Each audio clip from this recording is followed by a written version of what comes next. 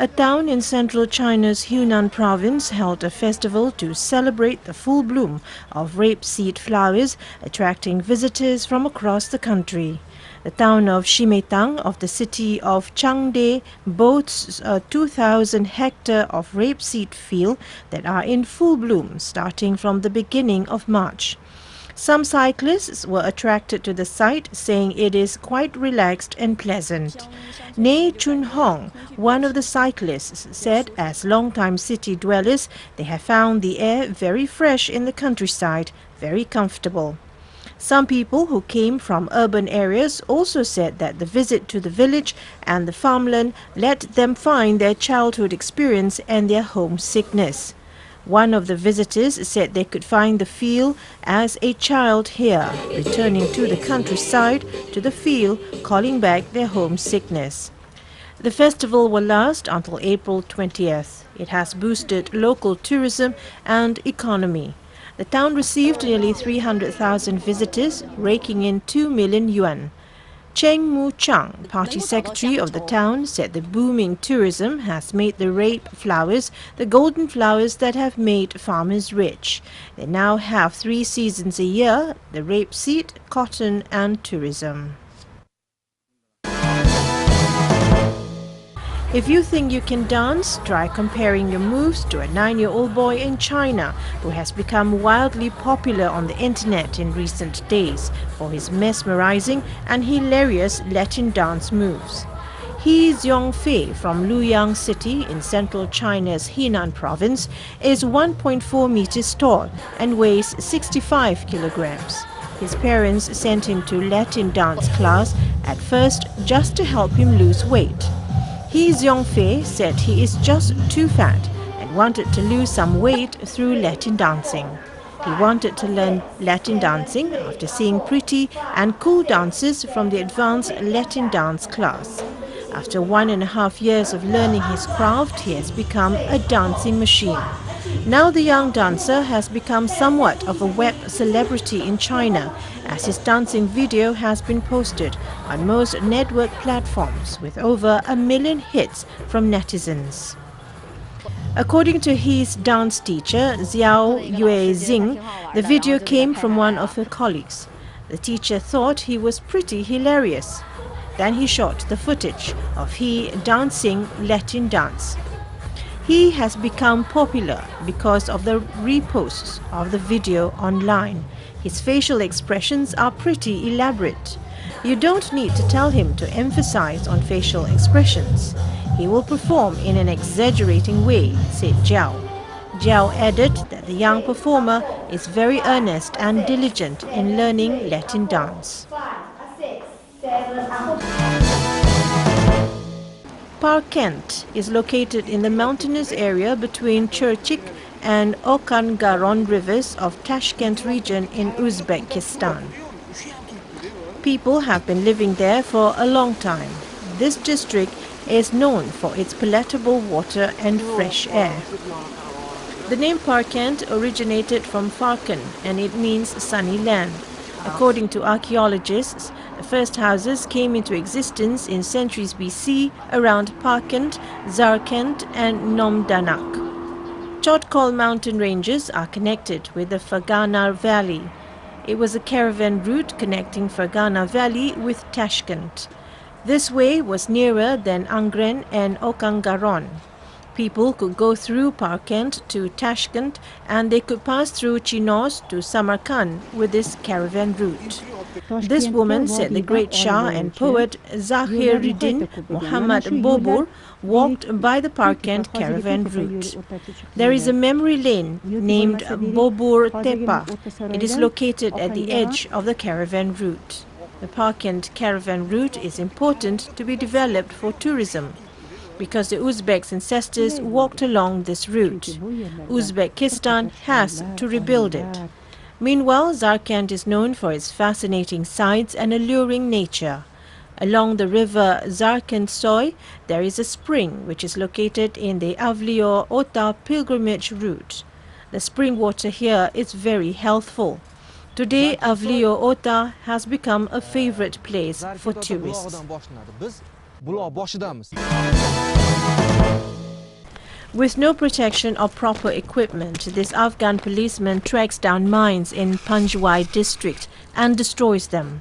He risks his life daily to protect others and his homeland.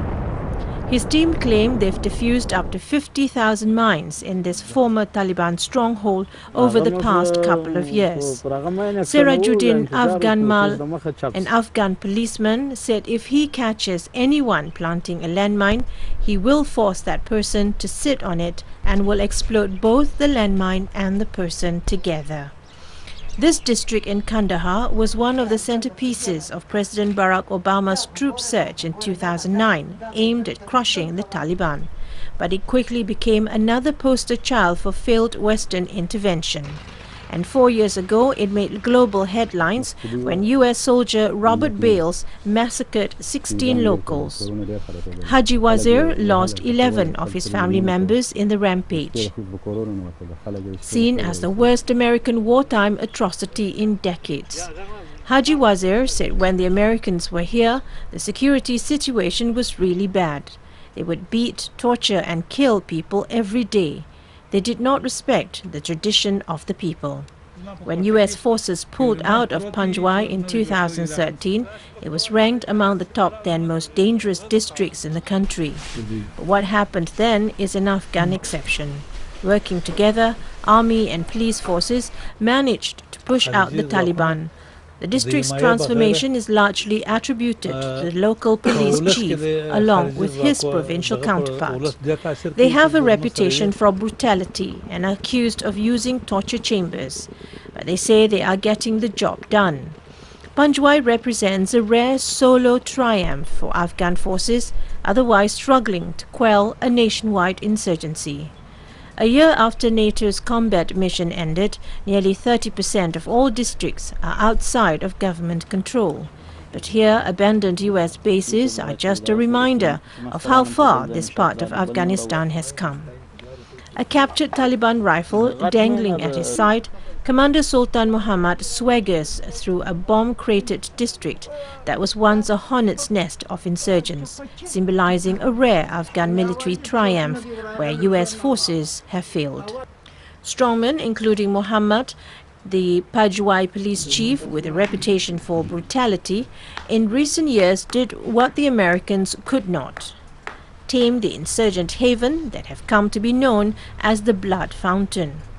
The Taliban are now out of sight in the district in Kandahar. Pomegranate orchards stand on fields once awash with landmines, and poppy farms that boosted militant coffers are just a memory. He added when U.S. forces were here, the Taliban were within 1 kilometer of their bases. Now they aren't even within 100 kilometers, Muhammad said, trailed by armed loyalists. They did what American soldiers could not, that is, rid the area of the Taliban.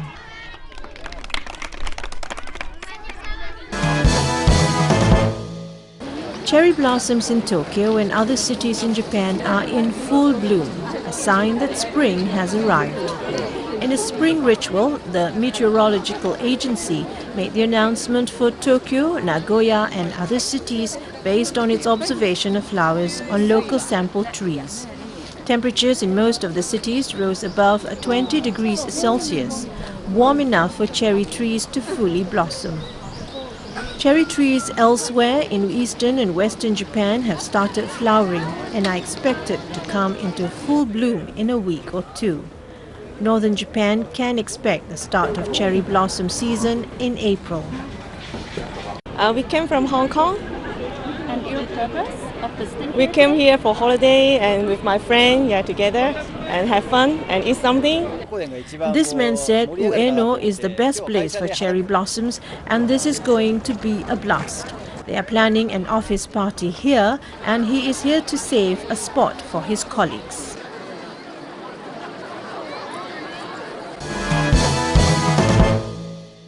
Hong Kong ranks second worst in the world for their carbon footprint per capita, mainly due to their high consumption habits. Some groups are trying to help by championing second-hand clothing.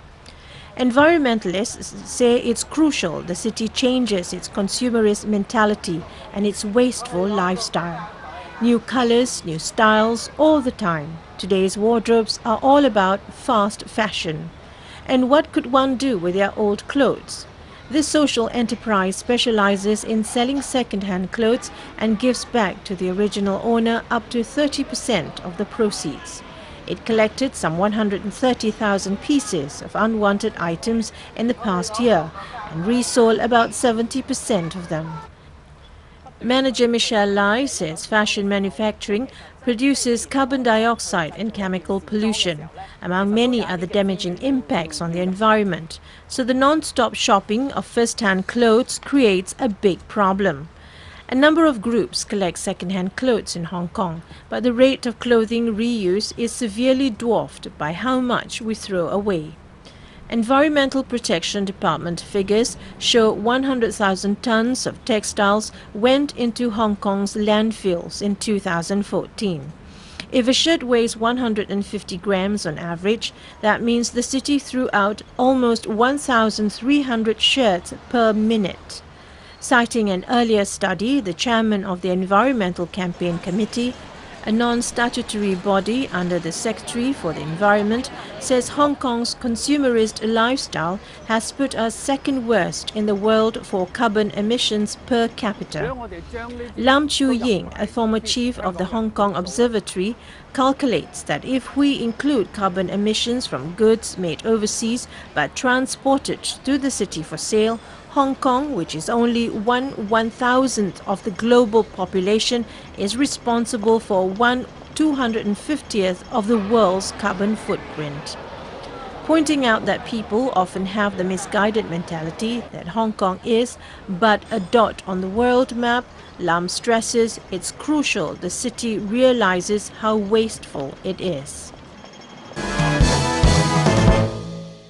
Citizens of Iran's northwestern provincial city of Ardabil marked the old tradition of water recently, Chahar Shanbe Ab in Persian, on the last Wednesday of the Persian calendar year. People got together by the Bali Koli Chai River in the southern foothills of Sabalan Mountains on the last Wednesday of the Persian calendar year and tell the river about their wishes and prayers to have a prosperous year ahead with health and happiness.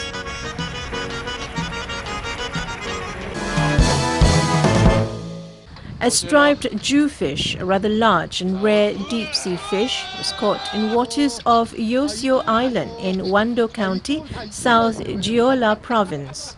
Provincial authorities announced that the striped jewfish, measuring 175 centimeters in length and 120 kilograms in weight, was caught with a fishing pole recently. Known to live at the depth of more than 400 meters in Korea's southwestern waters and the southern East Sea, only a few dozen of these rare massive fish are caught each year. 60kg 넘죠. 훨씬 넘죠. 아 이거 그대로 이거 한 100kg 이상도 갖고 100kg가 뭐예요?